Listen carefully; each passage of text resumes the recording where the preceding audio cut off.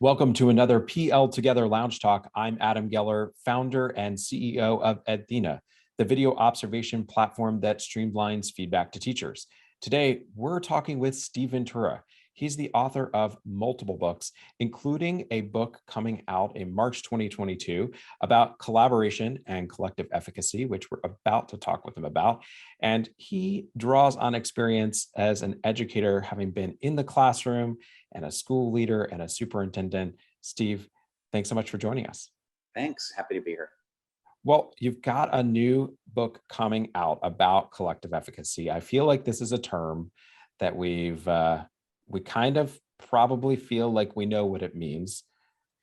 But if it was that simple, it probably wouldn't need a whole book, right? So let's start with, what is collective efficacy? Let's, lay a shared groundwork for kind of thinking about what that means for a school leader thinking about collective efficacy within a school community. Yeah, perfect. Well, I've always heard the word efficacy and efficacious, wasn't quite sure what any of those terms meant. And then as I was working with Visible Learning and Professor Hattie, he deemed collective teacher efficacy as the #1 influence in student achievement. So I started reading more about it.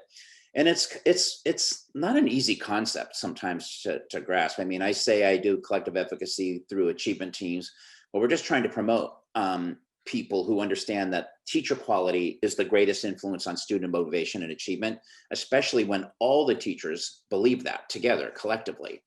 And so, some of the more, I think, more sensible definitions of collective efficacy is when groups of people or teams of people believe that they could likely positively affect the lives of the students they serve.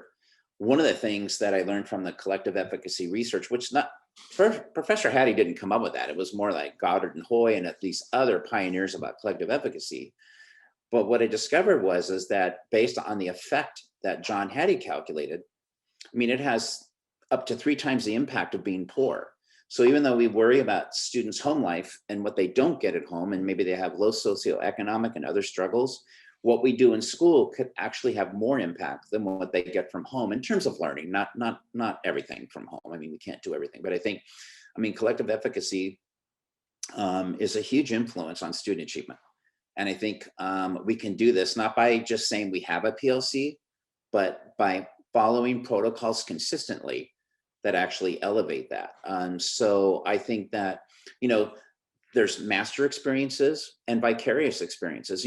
Adam, if I watched you just crush a lesson and I asked you, how did that feel? And you said, well, I wish every day could be like this. My kids loved it. I learned, and I went home feeling much better. I mean, that's efficacy. And then I would probably be motivated to want to have the same accomplishments. So there's, your master experience, but that could be my vicarious experience. So the more we collaborate with each other, people should be sharing their master experiences in teaching, like what really worked. And other people usually like to see people who are persistent continue to get better, and then that motivates them. I've always surrounded myself with people who are extremely successful. I wasn't. But I watched people who are very successful motivate me to be that type of success. So that's my vicarious, and that's a part of collective efficacy. So even in PLCs, just by teachers sharing their master and vicarious experiences together could literally accelerate a great PLC. I mean, make it so much more formidable and satisfying. What I'm realizing and hearing you talk about this with this definition is I'm thinking about this phrase that I've heard so often, and I have even said, that the quality of the teacher in the classroom is the single biggest determinant of student outcomes. And it's kind of like you're building upon that idea and helping us see, as a community of educators, it is not just going to get the students, quote, there if it's one classroom. It needs to be, every classroom and every team of teachers all believing and knowing that they can help kids get to the desired end goal of, to achieve their full potential. You mentioned PLCs, and so I'm glad, because I want to confirm, short answer here, just confirm, confirm or deny. This isn't throw out our old PLC and do something else. This is just a way to improve PLCs, right? Yes. Thank you for the short yes there. Okay, so we don't have to get rid of PLCs. You're not telling us PLCs are wrong, but what exactly does that mean needs to change? I mean, you mentioned the idea of having protocols for a PLC, but are there some building blocks that a leader should put in place for PLCs to be, I guess, exhibiting the behaviors that are more in line with collective efficacy? Yeah. Well, first of all, I think the term PLC has been watered down so much the last 10 or 15 years. I mean, literally, it means anytime two people have a conversation, they've had a professional learning community. And that's just not true. Really good PLCs follow protocols consistently. And I think for me, Adam, if I'm going to be on a team, a PLC team, at the end of that meeting, that team should have appropriated new knowledge about teaching and learning, not maintaining existing knowledge. I mean, why are we meeting if we don't leave with new knowledge about our craft? We should also be sensitively challenging current thinking and practice. If we can have a PLC that does that, well, it would be a winner all the way around. PLC should be based on evidence like short cycle assessment and inference making from teachers. But I think that, when we created achievement teams, we just wanted a 4-step protocol people could follow and actually feel good at the end of the meeting. Like, we can finish this meeting and we can also leave with research-based instructional strategies that have the probability of making a difference. So I think PLCs, I think what schools have done really well is given teachers the time to PLC, but then they agendize it for them before they can ever have those meaningful conversations. And so now a PLC is just what I call like forced compliance. So there's a lot of things that we can do with PLCs to make them better for sure, and that will increase our collective ability. What do you say to the educator out there that hears this description of a better PLC using a protocol and pushes back and says, well, great that you're telling me I don't have to do that standard agenda, but aren't you just giving me another kind of, you know, robotic way that I have to proceed through this? Like, help us change our perspective on what a protocol is and why it can be powerful.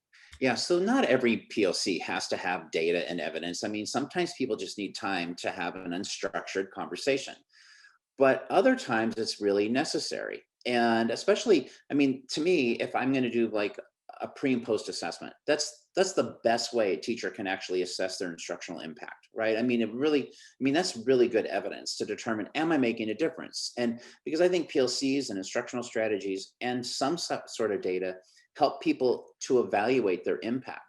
The other thing is that if we don't PLC, we become limited to our own perspectives. And now we're working in these individual silos where we can't learn from each other.